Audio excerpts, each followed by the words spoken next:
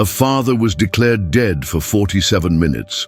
But what happened in the morgue shocked the doctors. A man is declared dead for 47 minutes, zipped in a body bag and placed in the morgue. But at the exact same minute, his 7-year-old daughter knelt by her bed and whispered a prayer. What happened next left doctors speechless, and a family forever changed. The last thing Daniel Collins remembered was the feel of the steering wheel beneath his fingers and the faint warmth of sunlight breaking over the trees. It was just past 6 a.m. in Mobile, Alabama, and the sky was still bruised with the fading blue of night.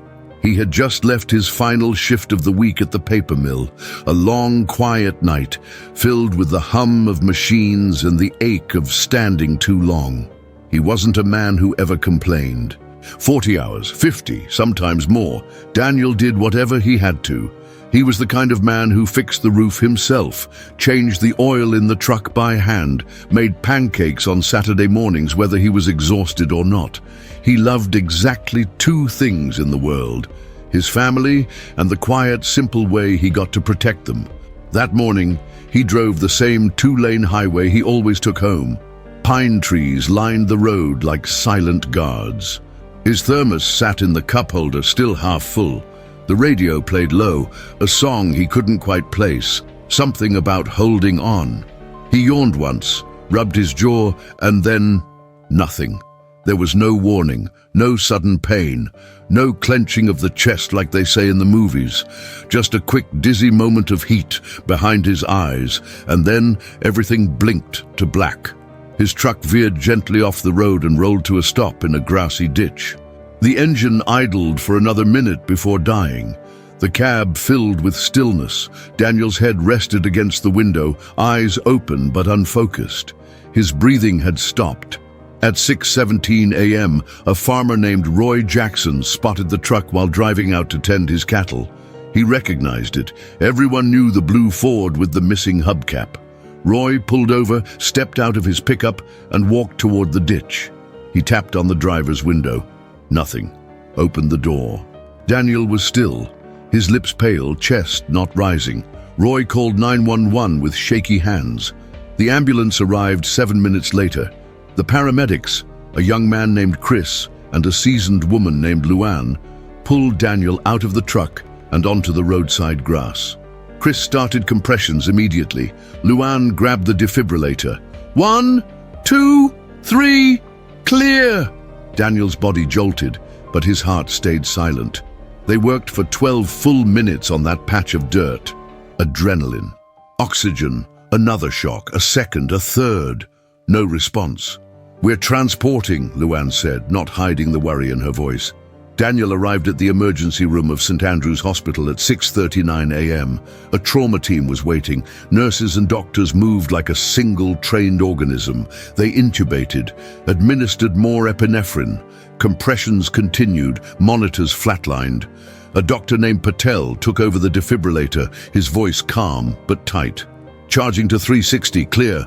Another jolt, another silence. Minutes passed like lifetimes. At 6:47 a.m., Dr. Patel stepped back and looked around the room. Everyone had done all they could. "I'm calling it. Time of death, 6:47. The room fell still. Gloves were removed. Notes were made. A quiet murmur of regret filled the space as Daniel's body was prepared and moved to the small hospital morgue. The assistant on duty zipped him into a black body bag, tagged it, and slid the drawer closed. The morgue was dim and cold, lined with quiet silver cabinets. A clipboard was clipped to the front of Daniel's drawer. Name, Collins. Daniel, age, 39. Time of death, 6:47. AM notes, cardiac arrest, unresponsive to intervention. The room emptied. Only the hum of the fluorescent light remained. Back across town, in a modest one-story home with a cracked front step and a wind chime that hadn't moved in days, Emma Collins stood at the kitchen sink, holding the phone in both hands. Her knuckles were white, her eyes red. The voice on the other end had been kind, factual, devastating. She hadn't cried at first. She just stood there, staring out the window, as if she might see him coming up the driveway like always. Their daughter, Ellie, had been eating cereal at the kitchen table when the call came. She didn't understand every word, but she understood her mother's silence. She understood the way her hands trembled. Ellie stood up, her little pink socks sliding slightly on the tile floor, and walked to her mother. "Is Daddy gone?" she asked in a voice so small it barely reached above the hum of the refrigerator. Emma nodded, covering her mouth. She couldn't find words. Ellie didn't cry. She didn't scream. She just turned around, walked back down the hallway to her bedroom, and closed the door behind her. She climbed up onto her bed but didn't lie down. She knelt beside it, resting her arms on the blanket like she'd seen in church. She folded her hands, she closed her eyes, and she whispered, "Jesus, I know you can hear me. I know you can do anything. I don't want a new bike. I don't want a puppy. I just want my daddy back. Please don't let him be gone. Please make him breathe again. Please bring him back to me. Please, please." Amen. She stayed there, still as a statue. The light from the window fell across her cheek, catching the shine of a single tear rolling down. Her lips kept moving, though no sound came. The room was quiet. The only sound was the ticking of the old clock on her nightstand. The numbers changed. The time was 7:34 a.m. The morgue at St. Andrew's Hospital was colder than any other room in the building. It wasn't just the temperature, though, that was frigid. It was the stillness, the absence of urgency.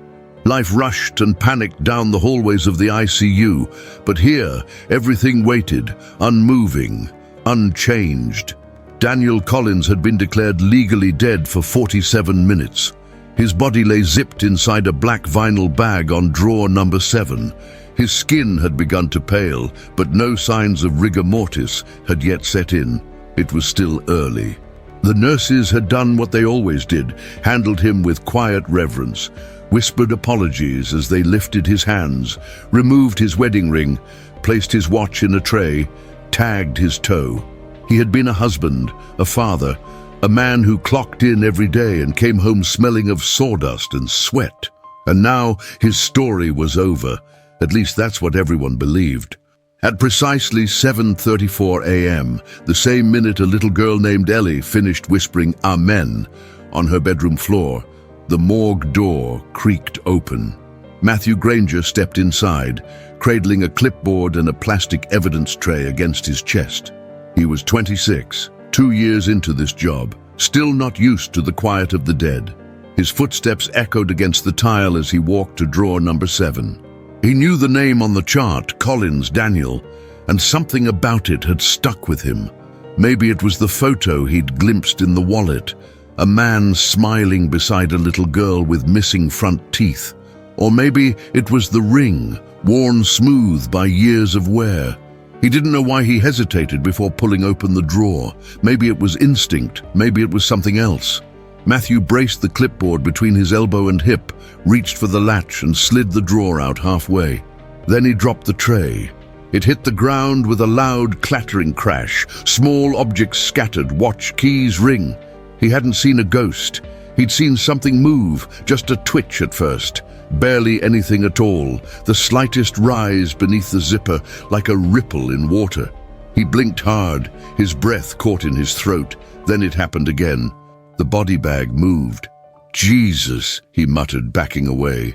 With both hands, shaking now, he grabbed the zipper and pulled it down 6 inches.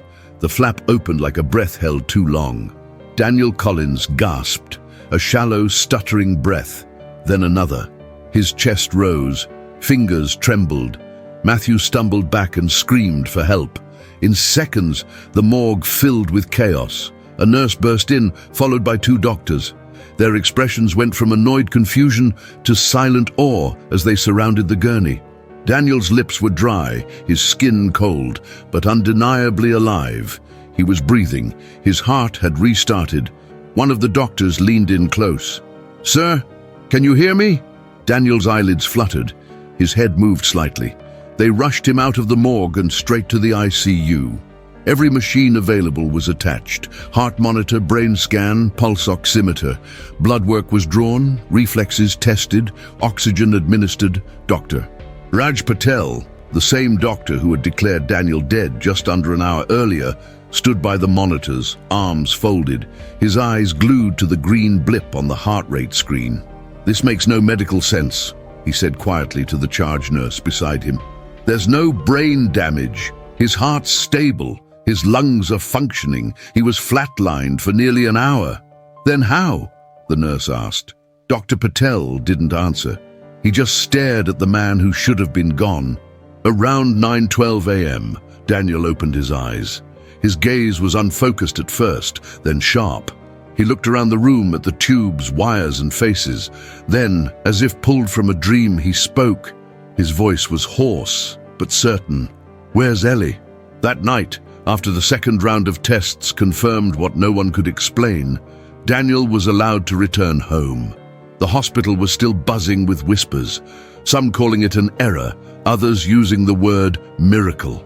Reporters had already called the front desk, but in the Collins household there were no debates. Emma helped him up the porch steps slowly, guiding his every movement. He wore a loose sweatshirt and sweatpants, and each breath looked like a quiet victory. Inside, the house was dim and peaceful. The same cup of coffee Daniel had poured before leaving that morning still sat on the kitchen table, untouched. He paused when he saw it. His eyes welled up. Then Ellie ran down the hallway. She didn't yell, she didn't jump, she just stopped at the edge of the room and looked at him. He dropped to his knees, and she ran into his arms. They held each other for a long time without a single word. Emma stood at the edge of the kitchen, one hand pressed to her chest, the other gripping the counter to keep herself from collapsing. Finally, Ellie pulled back just enough to look into his eyes. "Did you hear me?" she asked. Daniel stared at her, breath catching in his throat. He couldn't explain what he'd felt, only that it had been real. A voice in the dark, a tug on the edge of his soul, a hand small and certain, pulling him from the edge of something vast and final. "I think I did," he said softly. "I think you pulled me back." Ellie looked at him with surprising seriousness. "It wasn't an accident, Daddy," she said. "I asked God to give you one more chance. I told him I still needed you, and he listened. He really did." Daniel felt the weight of her words settle into his chest like truth. Then, with no hesitation, Ellie stepped away from his arms, knelt down on the wooden floor, folded her hands, and closed her eyes. "Thank you, God," she whispered, "for giving my daddy back. Thank you for listening. I love you so much. I love you, Daddy in heaven." A tear slipped down her cheek. Then she opened her eyes, looked up, and smiled. "I love you too, Daddy," she said, turning back to him. Daniel couldn't speak. He just opened his arms again, and she ran back into them. Outside, the sky stretched into a soft pink evening. Somewhere in the trees, a dove called out. Inside that little house in Mobile, Alabama, a man who had been dead was now alive. The doctors kept calling him the miracle, but at home they called it something else. They called it an answered prayer. If this story moved your heart, don't keep it to yourself. Share it with someone who needs to believe again. Sometimes one child's prayer is enough to shake heaven and bring the dead back to life.